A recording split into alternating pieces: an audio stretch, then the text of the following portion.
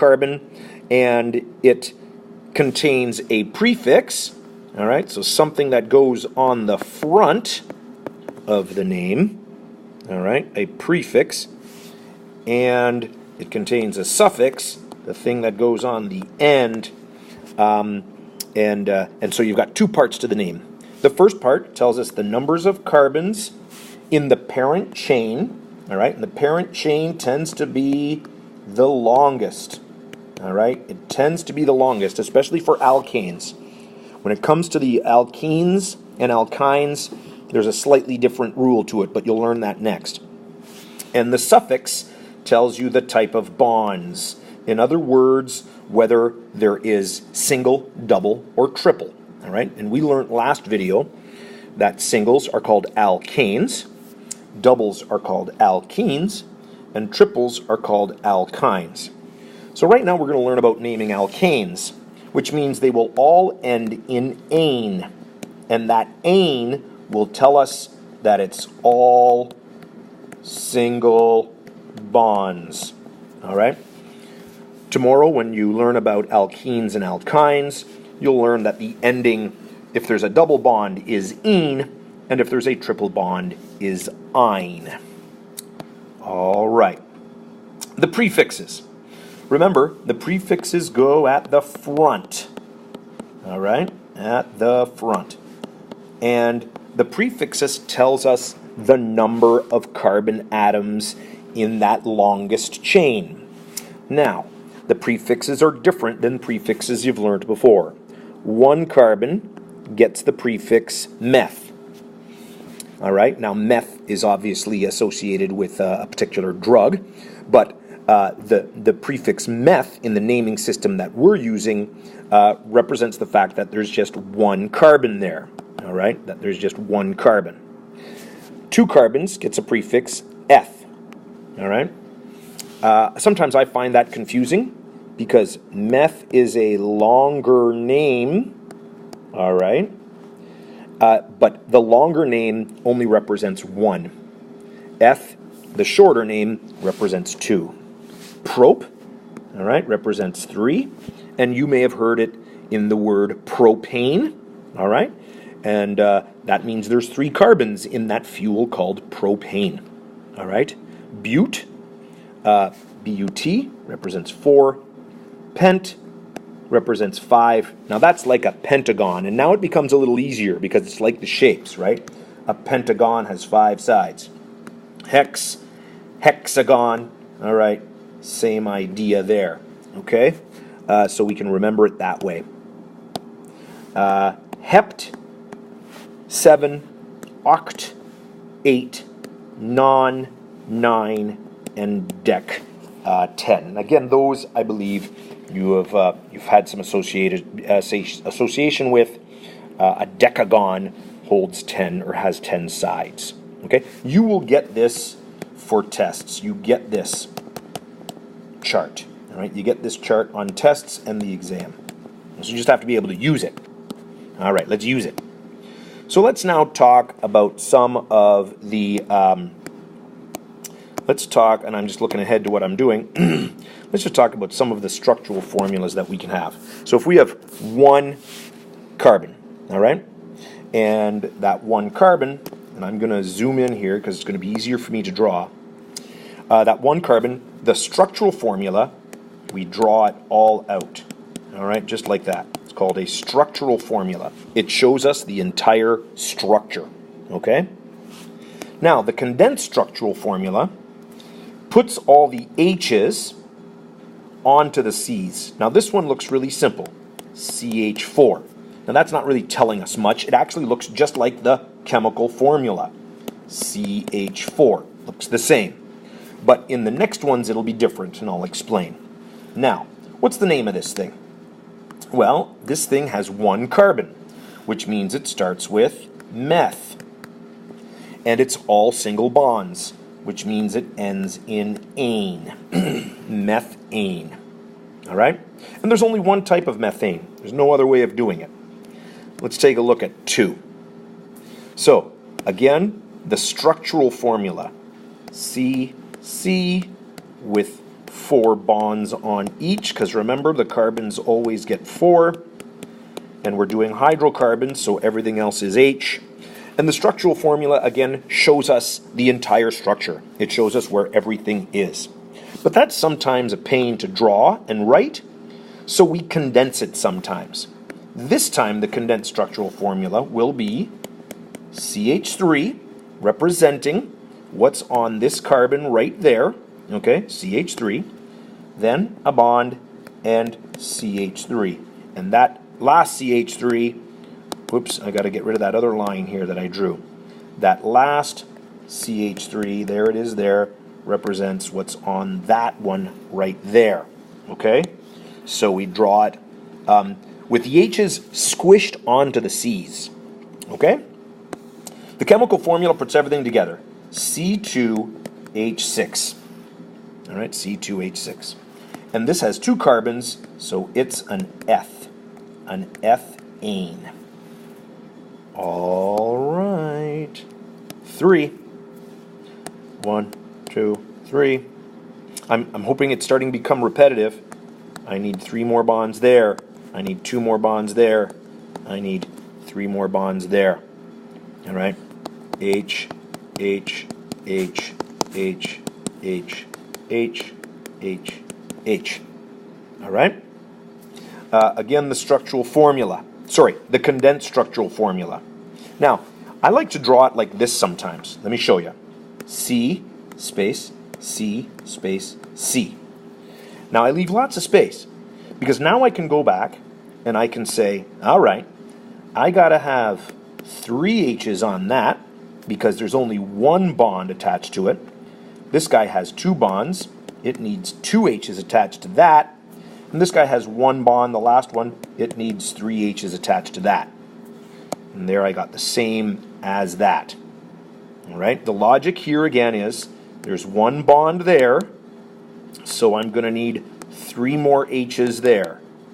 All right, here there's 2 bonds there, so I'm going to need 2 more H's in order to make that happy. Again, this guy has 1 bond on it, which means he's going to need 3 H's. Okay, condensed formula. C3, and now there is 3 there and 3 there. That makes 6, and 2 there. That makes 8. All right, C3H8. Now notice here, there was C2H6, C3H8. Every time we gain a carbon, CH4, C2H6, C3H8, notice the number of H's goes up by 2. All right? And that's because we're now adding more into the middle, and each of those contain 2 H's. And that's not a coincidence. That's going to be a trend. That's going to be true all the way along. Let's get the name of this. This starts with 3. Propane. All right? Propane. Okay. Next, I'm going to do 4. And I'm going to jump all the way to the chemical formula, right there. If this is C3H8, this is going to be C4H. Notice the trend. Every time we add a carbon, we're increasing there by 2. So that's going to be H10. Excellent. All right. Now let's draw it. Now, with this guy, there are 2 ways in which I can draw this. I can draw it in a straight line like this, or I could draw it with 3 and then put 1 up there. And it's still all good. If I fill this 3 bonds, 2 bonds, 2 bonds, 3 bonds, all right, H, H, drawn in the H's. And now this guy needs 3, this guy needs 3, this guy needs 3, and this guy needs 1. Again, H, H, H, H, H, H. All right. And you'll notice if I count this up, 3, oops, H is up here. 3 and 3 makes 9, plus 1 is 10. This is also C4H10, but it's a different molecule. The carbons are in different spots. This condensed formula would be CH3, CH2, CH2, CH3, and this molecule would be CH3 for the first one, a CH, all right, with a CH3, and then another CH3, okay, all right. Now, that means they're different. They have different structures, but their formulas are the same. So we're going to need different names for these guys. When it's in a straight row, we put an N in front of it, and this is 4, so it's butane. Oops, N-butane. N-butane. Now this guy, this is a tricky one. And I'm now jumping ahead, naming things that have branches. Notice this thing here. It looks an awful lot like the very first hydrocarbon we named, right here. It looks a lot like this. So it looks like a methane, but the methane is missing its H. When you have a branch that looks like a methane and is missing its H, this branch is called methyl. It's a methyl branch. Take out the ane and put YL. It's called methyl.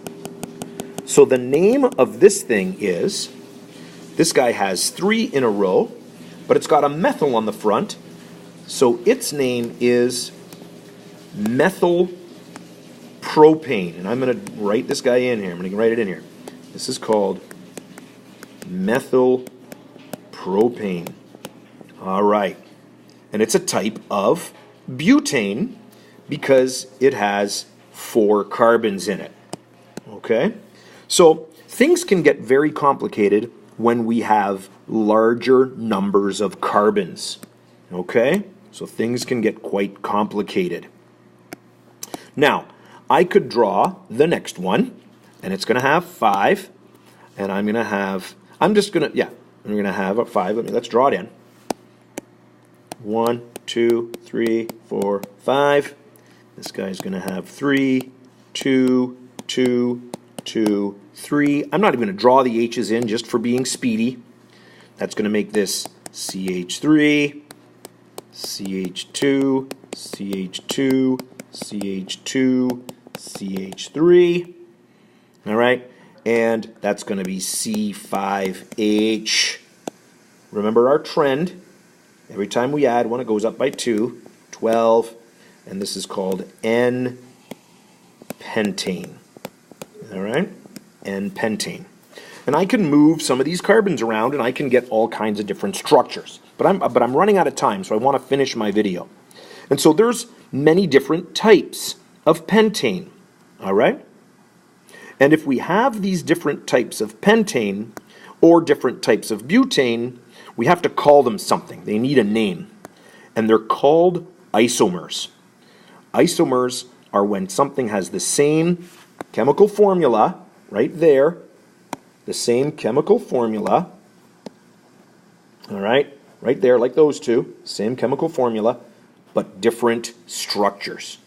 All right, so let's get that last bit of information down. One last thing, the general formula for alkanes. All alkanes will have an equation that is CN, all right, if it has NCs, and H2N, so we have to have double plus 2. CnH2n plus 2. And we saw examples of that. So let's say we had C3. Well, then it would be H. 2 times 3 is 6, plus 2 is 8. What if it was C5? 2 times 5 is 10, plus 2 is 12.